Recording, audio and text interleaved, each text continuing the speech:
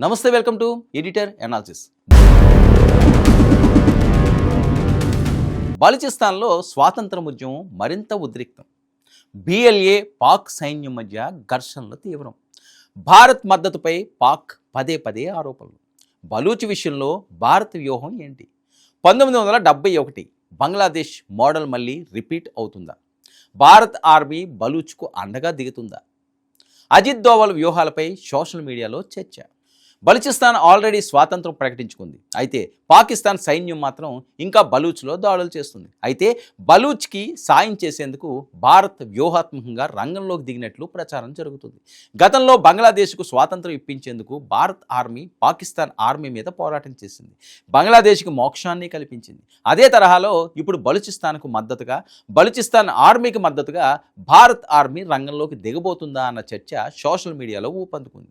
ఇందులో అజిత్ దోవల్ వ్యూహాలు రచిస్తున్నారని ప్రచారం జరుగుతుంది. ఇండియన్ ఆర్మీ కనుక బలూచిస్తాన్కు మద్దతుగా రంగంలోకి దిగితే పాక్కు షాక్ తప్పదని అంటున్నారు. పాకిస్తాన్లో ఇప్పుడు అత్యంత ప్రమాదకరమైన మంట ఎక్కడ మండుతుంది? కశ్మీర్లోనా, సరిహద్దుల్లోనా, లేక బలూచిస్తాన్లోనా? ఇక బలూచ్ తిరుగుబాటుదారులు స్వాతంత్ర నినాదాలతో ముందుకు వస్తుంటే పాకిస్తాన్ సైన్యం వారిపై భారీ ఆపరేషన్లు కొనసాగుతుంది. ఈ పరిస్థితుల్లో భారత్ బలూచ్ ఉద్యమానికి వ్యూహాత్మకంగా అండగా నిలిస్తే ఏమవుతుంది? 1971లో బంగ్లాదేశ్ విషయంలోనూ జరిగిన చరిత్ర మరోసారి పాకిస్తాన్కి ఎదురవుతుందా? ఇప్పుడు ఇదే ప్రశ్న సోషల్ మీడియా నుంచి అంతర్జాతీయ రాజకీయ వర్గాల వరకు చర్చిస్తుంది. బలూచిస్తాన్లో పరిస్థితులు ఇటీవల కాలంలో వేగంగా మారుతున్నాయి. పాకిస్తాన్లోని ఈ ప్రాంతంలో బలూచ్ వేర్పాటువాద ఉద్యమం దశాబ్దాలుగా కొనసాగుతుంది. పాకిస్తాన్ ప్రభుత్వంపై రాజకీయ ఆర్థిక వివక్ష ఆరోపణలు, సహజ వనరుల వినియోగంపై అసంతృప్తి, సైనిక చర్యలు, అదృశ్యాల ఆరోపణలు వంటి అంశాలు ఈ ఉద్యమానికి బలం చేకూరుస్తున్నాయి. మరి ఈ ఉద్యమంలో బలూచిస్తాన్ లిబరేషన్ ఆర్మీ అంటే బిఎల్ఏ అత్యంత ప్రముఖమైన సాయుధ వేర్పాటువాద సంస్థల్లో ఒకటి. America national counter terrorism centre ప్రకారం బిఎల్ఏ లక్ష్యం స్వతంత్ర బలూచిస్తాన్ వేర్పాటువాదం. 2026లో కూడా ఈ సంస్థ పాకిస్తాన్ భద్రతా బలగాలు, చైనా ప్రయోజనాలకు సంబంధించిన ప్రాంతాలు, మౌలిక సదుపాయాలను లక్ష్యంగా చేసుకుని దాడులు కొనసాగించింది. ఇటీవల బలూచ్ వర్గాల నుంచి స్వాతంత్ర ప్రకటనకు సంబంధించిన ప్రచారం కూడా పెరిగింది. రిపబ్లిక్ ఆఫ్ బలూచిస్తాన్ పేరుతో స్వతంత్రతను ప్రకటించుకుంది బలూచిస్తాన్.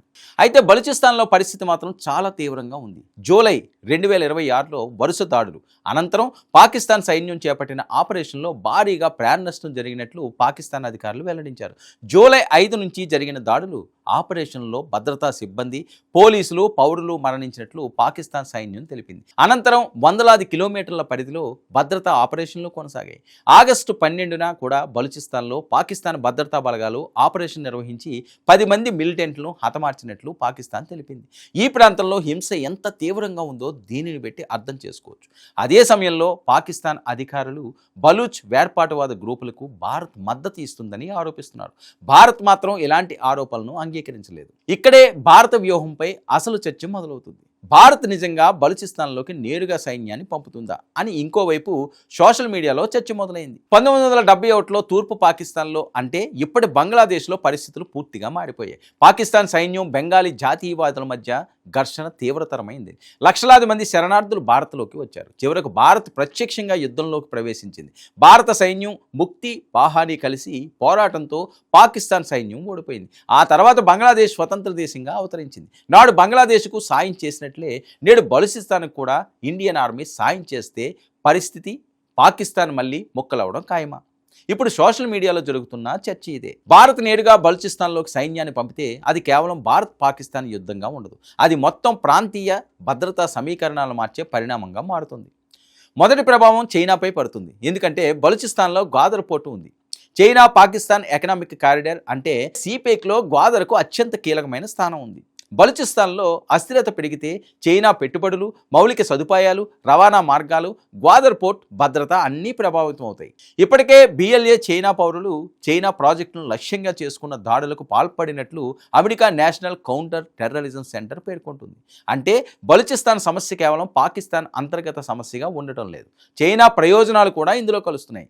ఇదే భారత్కు ఒక వ్యూహాత్మక అవకాశంగా కనిపించవచ్చు. భారత్ నేరుగా బలూచ్కు సైనిక మద్దతు ఇస్తే పాకిస్తాన్కు అది భారత్పై ప్రత్యక్ష యుద్ధానికి కారణంగా మారే అవకాశం ఉంది. పాకిస్తాన్ ఇప్పటికే బలూచిస్తాన్లో జరుగుతున్న దాడులకు భారత్ మద్దతు ఉందని ఆరోపిస్తుంది. జూలైలో పాకిస్తాన్ ప్రధానమంత్రి షహబాజ్ షరీఫ్ కూడా బలూచిస్తాన్లోని హింసకు భారత్ను బాధ్యుడిగా పేర్కొన్నారు. అంటే ప్రస్తుతానికి భారత్ ప్రత్యక్షంగా రంగంలోకి దిగకపోయినా పాకిస్తాన్ తన ప్రచారంలో ఇప్పటికే భారత్ను ప్రధాన నిందితుడిగా చూపిస్తుంది. ఇక్కడే అజిత్ దోవల్ పేరు కూడా సోషల్ మీడియాలో గట్టిగా వినిపిస్తుంది. భారత్ జాతీయ భద్రతా సలహాదారు అజిత్ దోవల్కు సంబంధించిన అనేక వ్యూహాత్మక కథనాలు సోషల్ మీడియాలో తిరుగుతున్నాయి. దోవల్ వ్యూహం రచిస్తున్నారని కూడా సోషల్ మీడియాలో చర్చ జరుగుతుంది. ఇందుకు ఆధారాలు ఇప్పటి వరకు బయట పడకపోయినా దోవల పేరు మాత్రం వినిపిస్తూనే ఉంది. భారత్పై ఉగ్రదాడులు జరిగితే కేవలం రక్షణాత్మకంగా స్పందించకుండా దాడి చేసే శక్తులపై వాటి సొంత ప్రాంతాల్లో ఒత్తిడి పెంచే సామర్థ్యం భారత్ పెంచుకుంటుందనే భావన ఉంది. ఈ నేపథ్యంలో పాకిస్తాన్కు చెందిన అంతర్గత సమస్యలను భారత్ వ్యూహాత్మకంగా ఎలా ఉపయోగించుకుంటుందనే చర్చ సహజంగానే వస్తుంది. అయితే వ్యూహాత్మక ఒత్తిడి అంటే తప్పనిసరిగా భారత సైన్యం బలూచిస్తాన్లోకి వెళ్ళడం కాదు. భారత్కు అత్యంత ప్రభావవంతమైన మార్గం పాకిస్తాన్ను అనేక దిశల్లో ఒత్తిడిలో ఉండడం కావచ్చు. పాకిస్తాన్ ఇప్పటికే ఆర్థిక సంక్షోభాలు, రాజకీయ అస్థిరత, తీవ్రవాద సమస్యలు, బలూచ్ తిరుగుబాటు, టీటీపీ ముప్పు వంటి అనేక సవాళ్లను ఎదుర్కొంటుంది. బలూచిస్తాన్లో పరిస్థితి మరింత దిగజారితే పాకిస్తాన్ సైన్యానికి మరింత పెద్ద అంతర్గత భద్రతా సవాలు ఎదురవుతుంది. ఇదే భారత్కు వ్యూహాత్మక ప్రయోజనం కూడా కావచ్చు. ఒక దేశాన్ని బలహీనపరచడానికి ఆ దేశంపై నేరుగా బాంబులు వేయాల్సిన అవసరం లేదు. ఆ దేశం ఇప్పటికే ఎదుర్కొంటున్న అంతర్గత సమస్యలు మరింత పెరగడం కూడా దాని సైనిక, ఆర్థిక సామర్థ్యాన్ని ప్రభావితం చేస్తుంది. అయితే ఇలాంటి వ్యూహాలకు మరో ప్రమాదం కూడా ఉంది. ఒకవేళ బలూచ్ ఉద్యమానికి భారత్ ప్రత్యక్ష మద్దతు ఉందని బలమైన ఆధారాలు బయటపడితే పాకిస్తాన్ మాత్రమే కాదు, చైనా కూడా దీన్ని తీవ్రమైన భద్రతా అంశంగా తీసుకునే అవకాశం ఉంది. అందుకే భారత్ చాలా జాగ్రత్తగా అడుగులు వేయాల్సి ఉంటుంది. ఇక్కడ మరో కీలకమైన విషయం ఉంది. బలూచిస్తాన్లో జరుగుతున్న ప్రతి దాడిని భారత్ చేయిస్తుంది అని పాకిస్తాన్ అధికారికంగా భారత్పై ఆరోపణలు చేస్తుంది.